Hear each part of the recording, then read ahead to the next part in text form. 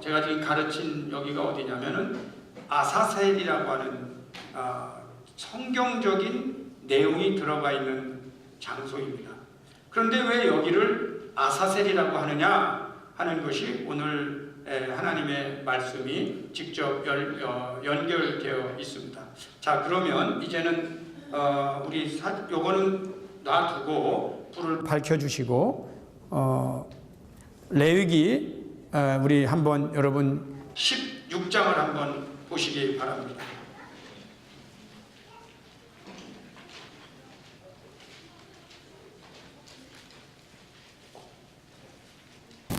레위기 그 16장에 보면 저희가 평소에 제가 성역 공부할 때도 언급을 하지 않았던 내용이 하나가 나오는데요.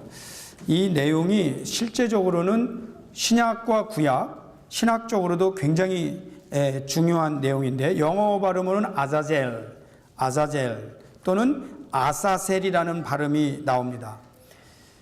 레위기 16장에 5절부터 10절까지를 봅시다. 레위기 16장 5절부터 10절. 이스라엘 자손의 회중에게서 속죄 제물로 삼기 위하여 숫 염소 2마리와 번제물로 삼기 위하여 숫 양 1마리를 가져갈지니라. 아론은 자기를 위한 속죄제의 숫송아지를 드리되 자기와 집안을 위하여 속죄하고 또 그 2 염소를 가지고 회막문 여호와 앞에 두고 2 염소를 위하여 제비를 뽑되 한 제비는 여호와를 위하고 한 제비는 아사셀을 위하여 할지며 아론은 여호와를 위하여 제비 뽑은 염소를 속죄제로 드리고 아사셀을 위하여 제비 뽑은 염소는 산 채로 여호와 앞에 두었다가 그것으로 속죄하고 아사셀을 위하여 광야로 보낼지니라 이렇게 되어 있고요. 그 광야로 보내는 일들 중에 다시 21절부터 20절부터 22절까지입니다. 그 지성소와 회막과 제단을 위하여 속죄하기를 마친 후에 살아있는 염소를 들이되 아론은 그의 2 손으로 살아있는 염소의 머리에 안수하여 이스라엘 자손의 모든 불의와 그 범한 모든 죄를 아뢰고 그 죄를 염소의 머리에 두어 미리 정한 사람에게 맡겨 광야로 보낼지니 염소가 그들의 모든 불의를 지고 접근하기 어려운 땅에 이르거든.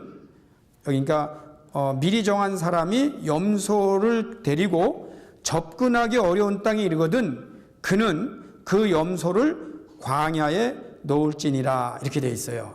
자, 이제 여기서부터는 저를 좀 보시고 아까 요 사진을 그냥 희미하지만 이미 보셨으니까 제가 여기가 아사셀 이라는 표현을 썼는데 교회를 다니면서 아사셀이라는 단어를 들어본 분이 몇 분이나 되는지는 모르겠어요.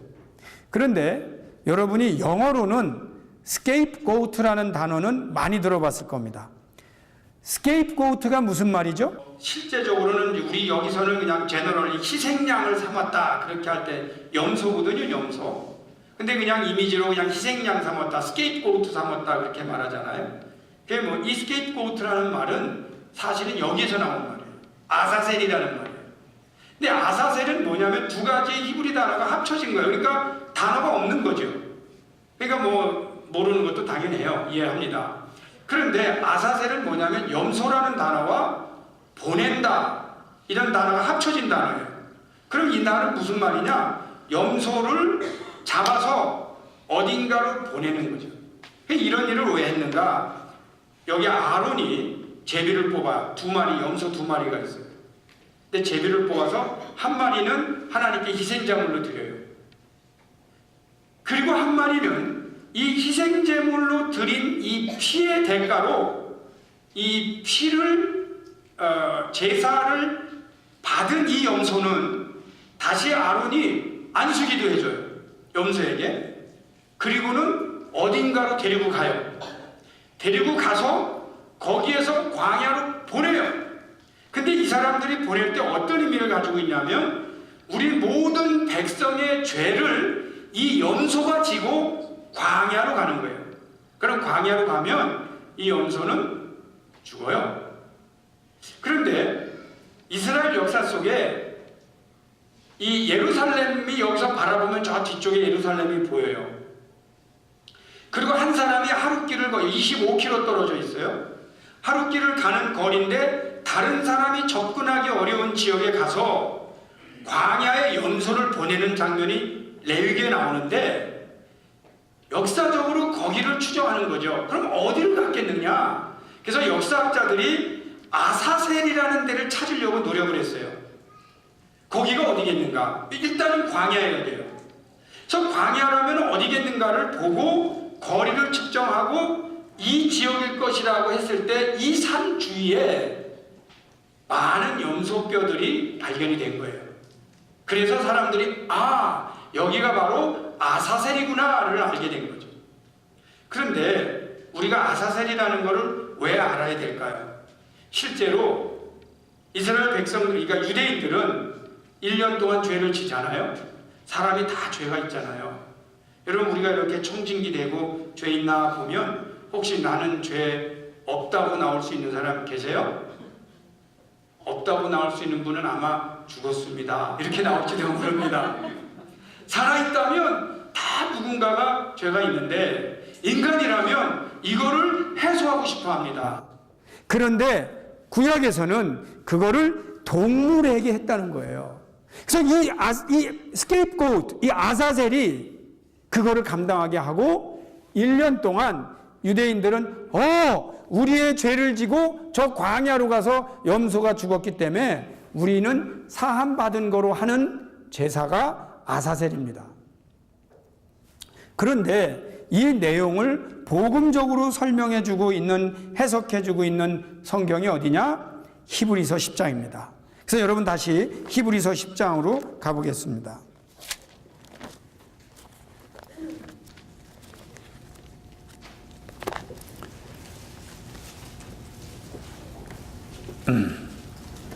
히브리서 10장에 보면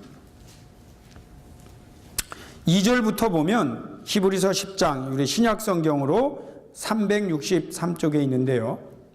히브리서 10장 2절에 보면 그렇지 아니하면 섬기는 자들이 단번에 정결하게 되어 다시 죄를 깨닫는 일이 없으리니 어찌 제사 드리는 일을 그치지 아니하였으리요. 좀 어렵지만 지나가겠습니다.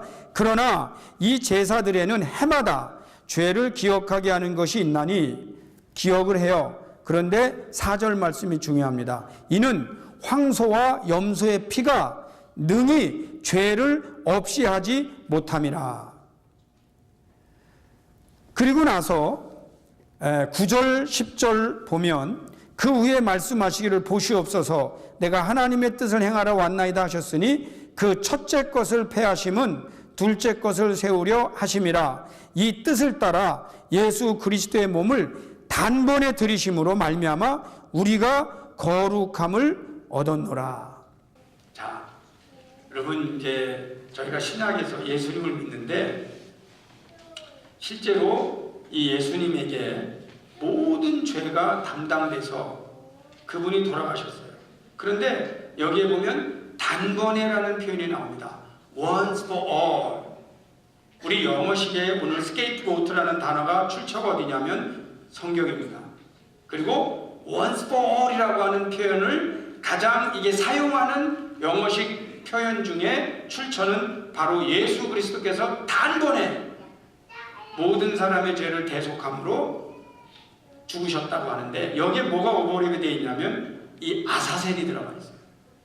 예수님께서 이 아사셀에게 죄를 담당해서 광야에서 죽게 하는 이미지가 들어가 있어요. 그런데 뭐가 다르냐면 여러분 사람의 죄를 사람들이 해결하고 싶을 때는 뭔가 동물이나 본인이 아닌 어떤 대체물을 사용합니다. 근데 이것은 진리가 아니라는 거예요. 어떤 종교도 사람의 문제를 사람이 해결하는 것이 아니고 동물이나 물질로 해결하게 하는 것은 진리가 아닙니다. 그 부분을 예수님은 어떻게 하셨는가? 동물이 사람의 죄를 해결하는 것을 폐하시고 사람의 죄를 사람이 해결하게 하신 거예요. 근데 그 문제를 어디서 해결하게 했냐면 하나님과 우리 사이에. 거기에 누가 계시냐면 예수님이 계신 거예요. 여러분, 우리가 기독교를 믿는다고 하는 것은 동물이나 대체물이 우리의 죄를 해결하도록 놔두는 그 종교가 아닙니다. 우리 기독교는요, 죄의 문제를 하나님과 우리 사이에 우리가 해결하도록 인도하신 분이 예수님이십니다. 그게 기독교예요. 그래서 이 안에는 스케이프고우트도 아사셀도 들어가 있지만 다 굉장히 중요한 게 뭐냐면 사람들은 자기의 죄는 그대로 놔두고 스케이프고우트가 모든 죄를 해결하는 것으로 하고 여전히 죄는 있지만 그냥 오케이 하고 지나가는 것을 예수님은 근본적으로 죄의 문제를 해결하기 위하여 이 땅에 오신 겁니다. 그분에게는 아사셀도 들어가 있고 스케이프고우트도 들어가 있지만 실제로 다른 것이 있다면 사람의 죄는 사람이 하나님과 인간 사이에 풀어야 되는데 그 일을 감당하신 분이 예수님이십니다. 그러면 우리가 이것을 어떻게 믿을 수 있냐는 거예요. 여러분, 저희가 오늘 두 가지를 믿어야 됩니다. 하나는 그러면 예수님께서 우리의 죄를 어떻게 용서하셨어요? 사실은 우리 죄는요, 사람의 죄는 하나님과 우리 사이에 우리가 풀어야 되는데 사람이 하나님 앞에, 예수 안에서 하나님 앞에 죄를 고백할 때 죄의 문제가 해결되는 줄 믿습니다. 이게 왜 중요하냐면요, 동물은 우리의 죄를 가져가지 못해요. 혹시 어떤 분이 죄가 많아, 그러니까 내가 죄를 졌으니까 보석금으로 얼마를 내겠다 했기 때문에 돈이 우리의 문제를 해결해 주지 못해요. 오히려 사실은 우리 안에 있는 그 문제를 우리가 하나님 앞에 나가서 고백할 때 그 문제가 해결되는 줄 믿습니다. 그게 굉장히 중요합니다. 그 다음에 뭐 어떻게 되느냐? 여러분, 죄를 고백해도요, 조금 남아있어요. 그런데 그 죄를 예수님이 이미 지고 우리를 대신해서 지시고 우리에게 용서를 선포하셨다고 하는 이 복음의 말씀을 우리가 믿어야 합니다. 아멘? 이게 쉽지 않기 때문에 제가 하나의 예를 설명하겠어요. 제가 하루는 밖에 나갔다 왔더니 제가 저녁 때 이렇게 오면은 차를 마시는 이제 뭐 사기겠죠. 이렇게 그릇 있잖아요. 하여튼 뭐 비싸지도 않은 거 그런 거 이렇게 이제 따르면 돼. 이걸 떨어뜨리면 깨지는 건데, 이게 이 손잡이가 깨져 있는데 누가 테이프로 붙여놨어. 여러분, 우리 집에 티를 떨어뜨려서 깨쳐놓고 테이프로 붙일 사람은 나도 아닐 거고 나와 같이 사는 와이프도 아니라면 애들 중에 하나겠죠. 누구냐 그랬더니 아이들 중에 하나가 나왔어요. 자기 딸애는 이걸 깨치니까 이걸 테이프로 붙여놓은 거예요. 테이프로. 되겠어요? 어린아이의 마음이겠죠. 근데 일단은 그걸 깨쳤으니까 불안해해요. 그래서 내가 얘기했어요. 이거 싼 거야. 걱정하지 마. 이거 내가 마침 바꾸려고 그랬어. 이거 마침 잘 됐다. 네가 덕분에. 신경 쓰지 마. 그러면 우리 아들은 아빠가 용서한 거를 믿어야 합니다. 근데도 안 믿고 그럴 수 없어요. 이러면은 얘기가 안 돼요. 얘기가 안 돼요. 여러분, 아빠가 용서했기 때문에 그 깨친 마음이 다 없어지진 않아요. 근데 누구냐 했을 때는 접니다 라고 고백을 해야 그 문제가 해결이 되는 거예요. 이 고백이라고 하는 게 굉장히 위력이 있습니다. 위력이 있어요. 자, 하나님 앞에 비록 내가 어떻게라도 메꿔보려고 테이프도 붙여보고 숨겨도 보고 하지만 누구냐 그랬을 때 하나님 접니다 라고 고백을 하면 돼요. 근데 두 번째가 뭐냐면 괜찮아, 이거 바꾸려고 그래. 깨쳐도 괜찮아. 이제 없었던 거로 하면은 아빠 말을 믿어야 되는 거예요. 남아있어도 믿어야 되는 거예요. 그런데 놀라운 것은 크다 보니까 아버지가 정말 용서했구나. 또 그게 내가 죄책감 가운데 끝까지 살아야 될 정도로 중요한 사안은 아니구나를 크면서 깨달아요. 지금은 내가 그거 물어보면 다 잊어버렸을걸? 여러분, 우리가 하나님 앞에 나와서 세상 가운데 죄를 짓고 교회 올 때도요, 실제로는 우리가 하나님 앞에 여러분이 고백합니다. 그런데 스케이프고우트로 것은 구약이었지만 우리가 교회 와서 예수님 앞에 우리의 죄 사함 받는 것은 히브리서에서 말씀한 대로 예수 안에서 우리가 죄 용서를 받는 것입니다. 왜냐하면 황소나 염소의 피는 우리의 죄를 사할 수 없기 때문이에요. 예수님께서 단번에 우리의 죄를 해결해 주신 것을 우리가 믿고 또 믿고 또 믿고 고백할 때 정말 사람의 문제는 하나님과 우리 사이에, 우리의 문제는 우리가 하나님의 은혜로 해결받는 줄 믿습니다. 가끔 보면 이걸 속이는 사람들이 있어요. 우리의 문제를 빼내고 놔두고 물질이나 다른 걸로, 성경적이 아닌 거로 대체하는 것은 저는 사입이라고 해요. 그렇게 기독교는 말하지 않습니다.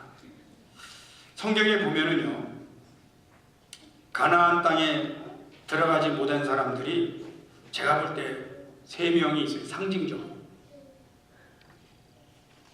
저희가 요르단에 갔습니다. 이제 아세셀 지어도 돼요.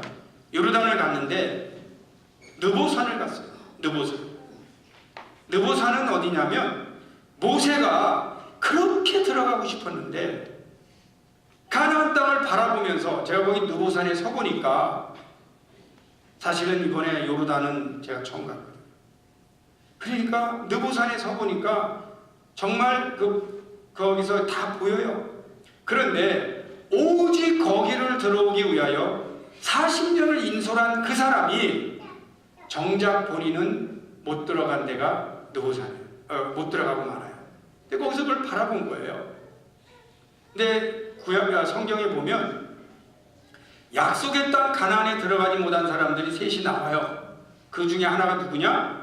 광야에서 여전히 나와 있지만 우리가 약속의 땅을 갈 때 끝까지 믿음을 지키지 않은 사람들이 다 광야에서, 하나님의 은혜와 약속을 믿지 않은 사람들은 광야에서 그냥 죽었어요. 그 사람들 결국 들어가지 못했어요. 우리가 하나님을 믿을 때에 정말 이 가나안은 상징입니다. 우리는 하나님의 나라를 향하여 계속 이 땅을 살아가고 있어요. 어떻게 보면 우리가 살아가는 지역은 광야에도 같아요. 근데 이 광야 같은 이 시대에 우리는 하나님의 나라를 향하여 계속 뚜벅뚜벅 가고 있는 사람들이에요. 가끔 세파가 우리를 힘들게 하고 죄가 우리를 넘어뜨려도 여러분, 하나님 나라를 향하는 그 일정을, 광야길을 승리하며 꾸준히 하나님 이름 불러가면서 힘 얻어가면서 여러분 끝까지 승리하며 들어갈 수 있기를 축원합니다. 두 번째로 못 들어간 사람이 있어요. 그게 대표적으로 모세입니다. 사실은요, 지나다 보니까 뭐 모세의 셈이라는데 거기는 모세랑 아무 상관도 없어요. 근데 왜 거기를 모세의 셈이라고 붙였냐면 바위에서 물이 나오는 지역이 있더라고요. 저희도 가봤어요. 그때 뭐 바위에서 이제 물이 나와. 사람들이 그걸 떠다 먹더라고. 또 마신다 그래요. 뭐 우리 같으면 자기가 신발 벗고 들어가서 물 뜬 그 물을 가서 먹겠어요? 근데 이제 거기 사람들을 먹는다 그래요. 근데 상징적으로 모세가 이스라엘 백성들을 인도할 때 이 물을 달라고 할 때 말이에요. 그 이제 바위에게 물을 내라. 그러면 내가 물을 주겠다. 하나님 그러셨어요. 바위를 향하여 물을 내라 그러면 내가 물을 주겠다고 그러셨어요. 근데 이 모세는 바위를 쳤어요. 왜 쳤을까? 화가 나. 하도 백성들이 아우성하니까 내가 물 진짜 달라면 줄 수 있는 거 보여주고 싶고 그냥 쳤어요. 근데 거기에 대해서 하나님이 화를 내셨어요. 야, 물을 내라고 내가 너보고 말하라고 그랬는데 왜 너는 그걸 치냐? 왜 사람들 앞에 분노를 말하냐? 저희가 그 장소에서 기도를 했어요. 근데 제가 그런 표현을 했습니다. 여러분, 저희가 하나님 일하다 보면 거기 보면 다 장로님, 권사님, 우리 목회자들이에요. 하나님 일하다 보면 분노가 있고 사람들 앞에서 자기들 과시하고 싶고 봐! 내가 할 수 있잖아! 이러고 싶을 때 우리가 그걸 하면 모세처럼 되고 가나안 땅을 바라보면서도 들어가지 못합니다. 여러분, 다 우리 하나님 일하는 사람들인데 하나님 나라 갈 때 이 여기 와서 모세를 본받는 것도 있지만 모세가 잘못한 부분을 한번 우리도 되돌아보면서 끝까지 사명을 잘 감당하자고 제가 메시지를 요약했습니다. 그 다음에 한 사람이 더 있어요. 걔 누구냐면 요한입니다. 세례 요한. 여러분 우리 좀 궁금해요. 세례 요한은 광야에서 활동했기 때문에 이미 가나안 땅을 왔다 갔다 했으면 틀림없어요. 그럼에도 불구하고 성경은 항상 세례 요한을 요단 동편에 자리매김해 줍니다. 이유가 있어요. 세례 요한은 모세부터 세례 요한까지라는 거예요. 세례 요한도 예수님이 말씀하시는 그 가나안 땅에서 비록 활동했지만 성경은 항상 세례 요한을 요단 동편, 모세가 들어오지 못했던 그 가나안 땅 밖에다가 자꾸 세례 요한을 두는 이유가 있어요. 왜냐하면 세례 요한은 구세주가 아니기 때문이죠. 제 말씀을 요약하려고 해요. 저희가 예수님을 믿어요. 죄사함을 받아요. 그리고 하나님 나라를 가는데 저희가 이번에 성지를 다녀오면서 이 약속의 땅이라고 하는 것, 이게 오늘날 우리에게는 가나안이 아닙니다. 성지가 아니에요. 우리가 성지순례 가도 결국 우리는 돌아와야 돼요. 결국 우리가 가야 할 곳은 하나님의 나라입니다. 근데 그 하나님의 나라 가는 과정이 광야길과 같기도 하고 끊임없이 우리의 죄의 문제가 우리를 괴롭힙니다. 여러분 저희가 믿어야 될 것이 있습니다. 우리는 이미 하나님의 나라로 초청을 받은 사람들입니다. 자, 하나님의 나라를 허락받은 사람들입니다. 근데 우리를 늘 넘어뜨리려고 사탄이 유혹하고 우리를 힘들게 하고 좌절하게 합니다. 그때에 우리가 믿어야 될 것이 있는데 이 문제를 해결해 주신 분은 예수님이라고 하는 겁니다. 예수님께서 단번에 죽으심으로, 그분이 죽으심으로, 그분이 피를 흘리심으로, 그분이 희생을 당하심으로 우리에게 길을 활짝 열어 주셨습니다. 그래서 우리가 믿어야 돼요. 예수님이 우리의 죄를 사해 주셨습니다. 믿어야 돼요. 그리고 죄의 찌꺼기가 여전히 남아있어요. 그래도 또 믿어야 됩니다. 내가 너의 죄를 사해 줬다. 믿으면 여러분이 잘 지나다 보면 어떤 면에서 하나님께서 우리를 용서하셨는가? 어떤 데 내 마음이 불편해도 왜 하나님께서는 그걸 잊어버리셨는가? 차라리 잊기로 내가 너희 죄를 기억하지 않겠다 했던 그 메시지가 뭔지를 자꾸 깨닫게 될 겁니다. 여러분 신앙생활하면서 두 가지만 연습할 수 있기를 바라요. 하나는 용서의 체험입니다. 용서의 체험. 내가 용서받았다는 체험. 내가 하나님 나라에 허락받았다는 체험. 왜요? 되돌아보면 내가 죄가 있어요. 그래서 나를 바라보면 천국에 들어갈 자격이 없는 것 같아요. 그러나 하나님께서 허락해 주셨어요. 그게 복음입니다. 그걸 늘 체험하세요. 그렇기 때문에 은혜를 체험하면 겸손해지는 거예요. 은혜를 체험하면 내가 자격이 있어서 가는 게 아니고 예수님이 죽으심으로 가는 거구나. 겸손해지는 거예요. 용서의 체험. 두 번째가 뭐냐? 용서의 선택입니다. 여러분이 용서를 체험하면 자꾸 용서해 주시기를 축원합니다. 오늘 연습 한번 해봅시다. 그냥 하세요. 당신을 용서해요. 그냥 해보세요. 용서하세요. 용서하세요. 자꾸 용서하세요. 언제까지 용서해야 되느냐? 내가 용서하지 못해서 죽기 전까지는 용서를 해야 돼요. 왜냐하면 인생을 살아보니까 그래요. 저도 목사로서 인생 살아보니까 제가 이미 가지고 있는 이 볼펜씨가 나한테 내가 용서할 수가 없어요. 이 사람을 하도 미워하고. 그러니까 여러분 이 사람이 죄를 졌기 때문에 용서할 수 없어요. 근데 문제가 뭐냐면 이 볼펜씨는 자기 죄를 져놓고 잊어버려서 푹 자고 있고 그걸 용서하지 못하는 나만 잠을 못 자고 있는 거예요. 죄는 볼펜이 져놓고 죄의 대가는 용서하지 못하는 사람이 지고 있다는 겁니다. 이게 참 특이한 겁니다. 용서하지 못하는 사람이 죄의 대가를 치른다는 거죠. 오히려 용서하는 것이 나를 용서하는 거예요. 용서하는 것이 하나님의 은혜를 체험하는 것입니다. 용서하는 것이 기독교의 복음이에요. 여러분 우리 가끔 그러죠. 용서할 수 없어. 절대로 용서할 수 없어. 그 절대로 용서할 수 없는 죄의 대가는 절대로 용서할 수 없다고 말하는 사람이 다 지고 앉았어요. 그리고 나한테 정작 죄진 사람은 잘 자고 있어요. 결국은 우리가 예수님 앞에 순종하지 않아서. 왜 우리가 힘들죠? 왜 우리가 고생 그렇게 많이 하죠? 순종하지 않아서. 정말 예수님의 복음을 우리가 진심으로 믿는다면 우리도 감히 선언할 수 있어요. 내가 당신을 용서합니다. 여러분, 죽을 때까지 용서하십니다. 아무리 큰 죄를 져도 용서하십니다. 그러면 그 사람은 하나님의 자녀로 돌아옵니다. 여러분, 죽을 때까지 용서하십니다. 아무리 큰 죄를 진 사람도 용서하십니다. 내가 그걸 선언하면 우리가 용서를 체험할 수 있을 것입니다.